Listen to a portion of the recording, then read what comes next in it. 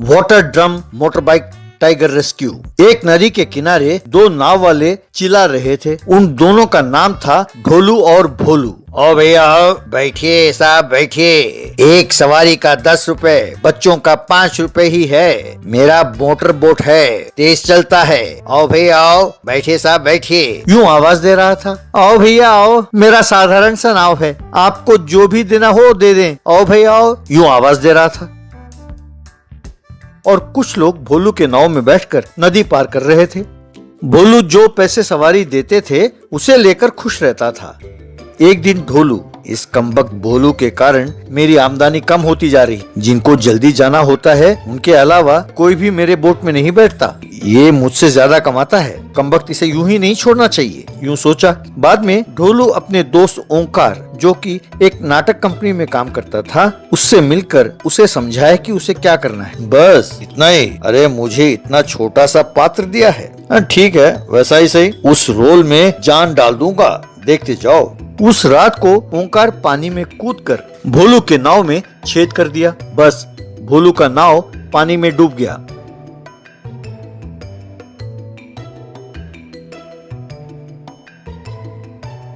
अगले दिन भोलू को अपना नाव नहीं दिखा तो वो समझ नहीं पाया कि क्या हो गया। ये देखकर ढोलू खुश होते हुए, आइए साहब आइए, बैठिए भाई बैठिए, आज से दाम बढ़ गया है, सवारी का 15 रुपए, कहकर आवाज देने लगा। भोलू के बेटे का नाम था शुभम। उसका एक बाइक रिपेयर शॉप था।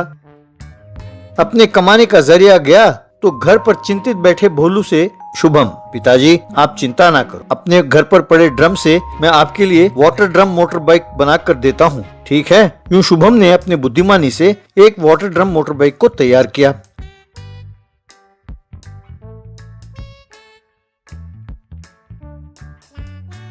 अगले दिन उसे नदी में ले जाकर, आओ भाई आओ, मोटर बाइक बोट है, काफी तेज चलती है, जो जल्दी नदी पार करना चाहते हैं वे भी इसमें बैठ सकते हैं, पैसे आप जितना ठीक समझें दीजिए, उससे कोई परेशानी नहीं है, जो देना चाहे दे दीजिए, बैठिए साहब बैठिए, कहकर आवाज देने लगा। यूं लोग उसके नाव में चढ़कर जाने लगे। ढोलू आग बबूला हो उठा। ये कमबख्त फिर से आ गया धंधा खराब करने के लिए। ऊपर से कहता है पैसे जो देना चाहिए दीजिए। अब मेरे नाव में कौन चढ़ेगा, इसे फिर से सबक सिखाना होगा, उसने सोचा। बाद में फिर अपने दोस्त ओंकार से मिला और अपना प्लान समझाया। ये सुनकर ओंकार, वाह कितने दिनों बाद एक अच्छा रोल दिया है तुमने, अब देखते जाओ, अपना हुनर दिखाता हूँ। यार मेहरबानी करके अपना ओवर एक्शन से सारा खेल बिगाड़ ना देना। तेरे ओवर एक्शन की वजह से ही पब्लिक तुझे ओवर एक्शन ओंकार बुलाती है। तू ये बात जानता है ना, इसीलिए कह रहा हूँ। अरे कोई कुछ भी कहे मुझे क्या, वे मुझसे जलते हैं इसीलिए ऐसा कहते हैं। तुम निश्चिंत होकर जाओ, मैं रोल में डूब जाऊंगा, देखते जाओ क्या होता है। अगले दिन ओंकार एक शेर के भेष में पानी में कूदा। वो यूं तैरते तैरते भोलू के नाव के पास आकर ओवर एक्शन करते हुए तुम लोगों की ये हिम्मत, मैं तुम सबको चबाकर खा जाऊंगा, कहकर जोर से चिल्लाने लगा। बस भोलू के साथ साथ सवारी भी डर कर पानी में कूद गए और किनारे पर पहुंच गए।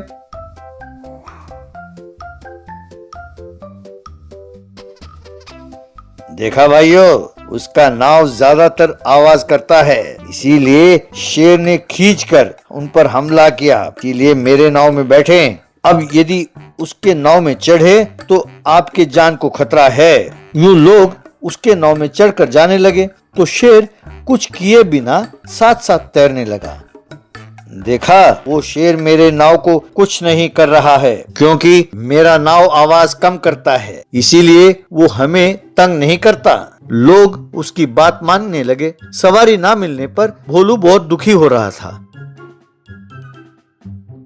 पिताजी की परेशानी सुनकर, क्या कह रहे हैं पिताजी, अपने इलाके में शेर कहाँ, यहाँ तो आएगा भी नहीं, ऊपर से ये आदमी की तरह तैरता है, आदमी की तरह बोलता है, मुझे कुछ गड़बड़ लगता है। आप रुको, कल मैं बोट लेकर जाकर पता लगाता हूँ कि माजरा क्या है। यूं अगले दिन वो बोट में जाने लगा तो शेर फिर से तैरता हुआ आया। फिर आ गए, तुम्हारी ये हिम्मत, इसे अभी चबा जाऊंगा। मैं सब समझ गया, मैंने तुम्हें पहचान लिया। तू तो और एक्शन ओंकार है ना। मुझे चबाना छोड़ो। कल ही चिड़ियाघर वालों ने नदी में एक बड़ा मगरमच्छ छोड़ा है, कहीं वो तुम्हें ना चबा जाए। बस ओंकार डर कर, बाप रे, क्या मगरमच्छ, भगवान मुझे बचाओ कहकर डर कर किनारे तक तैरता हुआ गया।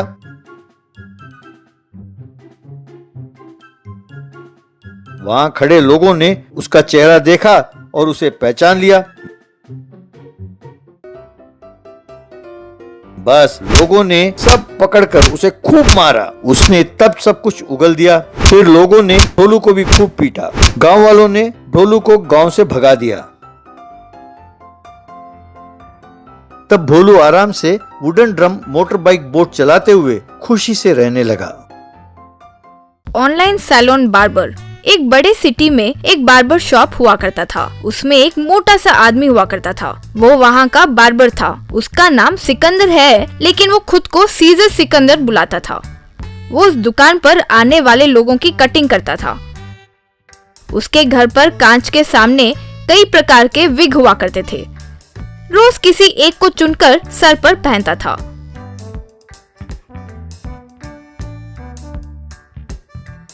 एक दिन उसे यूं विग पहनते हुए देखकर उसकी पत्नी, छी छी, आप भी ना ये विग लगाकर ही मुझसे छल कपट करके शादी किए और अब बेचारे लोगों को धोखा दे रहे हैं। आपके तो पूरे शरीर पर एक बाल तक नहीं है, तो आप कहां से स्टाइलिश हेयर स्टाइलिस्ट कहला सकते हैं। कम से कम जो श्रद्धा विग पर दिखा रहे हैं वो काम पर लगाकर उसे तो अच्छी तरह से सीखो, वो भी नहीं। इसीलिए हर महीने आपको कोई ना कोई दुकान से निकाल देता है। Cool down dear darling, cool down. आज के जमाने में काम से ज्यादा दिखावा चलता है। मैं वही मेंटेन कर रहा हूँ, ठीक है।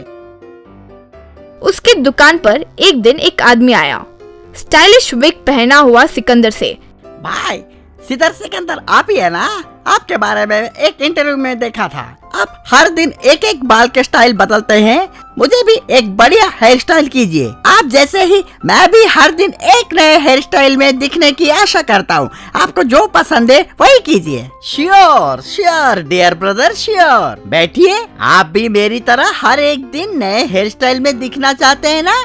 बस वही है ना? बस समझ गया। फिर सिकंदर उसके बाल की कटिंग करने लगा। कुछ देर बाद वो आदमी, क्यों भाई बाल इतने छोटे काट रहे हो? बहुत छोटे हो रहे हैं बाल, देख लीजिए। Bro cool down. पूरा जब हो जाएगा तब देखना। तब तक बीच पे डिस्टर्ब मत करो, ठीक है ना? इस तरह कटिंग करते करते आखिर में उसे टकला बना दिया। हे भगवान, ये क्या है? टकला क्यों कर दिया? मैंने क्या पूछा और तुमने क्या किया? सिकंदर अपना विग निकालकर उसे दिखाया और, ऐसे विग मेरे पास बहुत हैं। हर दिन एक नया किस्म का पहनकर घूमता रहता हूँ। तुम भी मेरी तरह हर दिन यूं नया विग लगाकर घूमो। यही सोचकर सारे बाल निकाल दिए। कैसा लगा मेरा आइडिया? बस वो गुस्से में सिकंदर को खूब पीटा। एक दिन घर पर टीवी देख रहा सिकंदर, टीवी पर एंकर, वो भयंकर बीमारी किसी देश को नहीं छोड़ी और हमारे देश में भी आ घुसी है। उसी को मद्देनजर करते हुए 3 हफ्तों का लॉकडाउन की घोषणा की जाती है। कल से ऑफिस, दुकान, मॉल्स, हॉल्स सब बंद रखेंगे। लोग बाहर न आए, यूं पुलिस वाले कहते हुए धमका रहे हैं। वो सुनकर सिकंदर, बाप रे, ये सिर्फ 3 हफ्ते नहीं और बढ़ाने वाले हैं लगता है। अब से ऑनलाइन कटिंग कैसे करवाए ये कहते हुए पैसे कमाने होंगे। मेरे पास कौन सा आइडिया की कमी है, सोचा। फिर लैपटॉप पर अपना ऑनलाइन पोर्टल तैयार किया। फिर कोई ज्वाइन करेगा ये आशा करने लगा। तभी एक आदमी ऑनलाइन आया। हेलो सिकंदर जी, मेरा नाम हेमंत है। मुझे घर पर शेविंग करने की आदत नहीं है और मुझे आता भी नहीं है। मुझे कटिंग शेविंग कैसे करते हैं दिखाएंगे? पैसे मैंने ऑलरेडी आपको ट्रांसफर कर दिए हैं, देख लीजिए। हाँ, पैसे आ गए हैं जी, थैंक्स जी। पहले तो मैं आपको शेविंग कैसे करना है दिखाता हूँ। पहले अच्छे से शेविंग क्रीम को दाढ़ी पर लगाना होगा। अयो, मेरे पास तो नहीं है जी। अभी तो कहा कि घर पर करने की आदत नहीं है। कूल डाउन, आप मत घबराइए जी। आपके घर पर कोई साबुन तो होगा ना? कुछ नहीं तो बर्तन धोने वाला साबुन। अगर वो भी नहीं है तो कुछ गेहूं के आटे को पानी में मिलाकर वो लगा लीजिए। फिर रेजर से, अगर वो भी नहीं है तो सब्जी काटने वाले चाकू से स्मूथ शेविंग कर लीजिए। फिर वो मुंह पर साबुन लगाकर चाकू से शेविंग किया और हाय राम, लग गई, कट हो गया। यूं चिल्लाने लगा। कूल डाउन, सेविंग करने के बाद ये सब मामूली बात है, डोंट वरी। अब सेविंग हो गया ना, अब कटिंग कैसे करना है सिखाता हूँ। बहुत आसान है जी। आपके घर पर कुल्हाड़ी या फिर बगीचे में काटने वाले बड़ी कैंची है तो लीजिए। वो फिर एक बड़े से कटर को लेकर आया। वो खुद की कटिंग करने की कोशिश कर रहा था। देखिए, लगता है आपको बहुत मुश्किल हो रही है। आपके घर पर कोई है तो उन्हें वहाँ ऊपर बैठकर कटिंग करने कह सकते हो। तब वो अपने बेटे को बुलाकर सिकंदर के कहे बातों को बताते हुए फोन उसे दिया।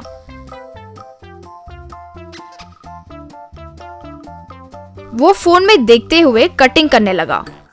Very good my boy, very good. वहाँ कट करो और कट करो, अच्छे से कट करो। यूं कहने लगा। वो इस तरह जब कटिंग कर रहा था, और यूं एंकरेज करने लगा। आखिरकार वो अपने पिता को टकला बना दिया।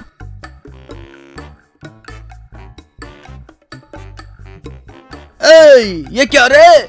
मेरे बेटे से मुझे टकला कराओगे? स्टाइल से कटिंग कराने की सोचा तो टकला बनाओगे? कूल डाउन जी। ये लॉकडाउन में आपका मुंह कौन देखेगा जी? ऊपर से अब आपको 3 महीने मुझसे कोई काम भी नहीं पड़ेगी, इसलिए ऐसा प्लान किया। कैसा है जी आइडिया? ओके, चलता हूँ जी, बाय, हैप्पी लॉकडाउन। बस हेमंत सर चकराकर नीचे गिर गया।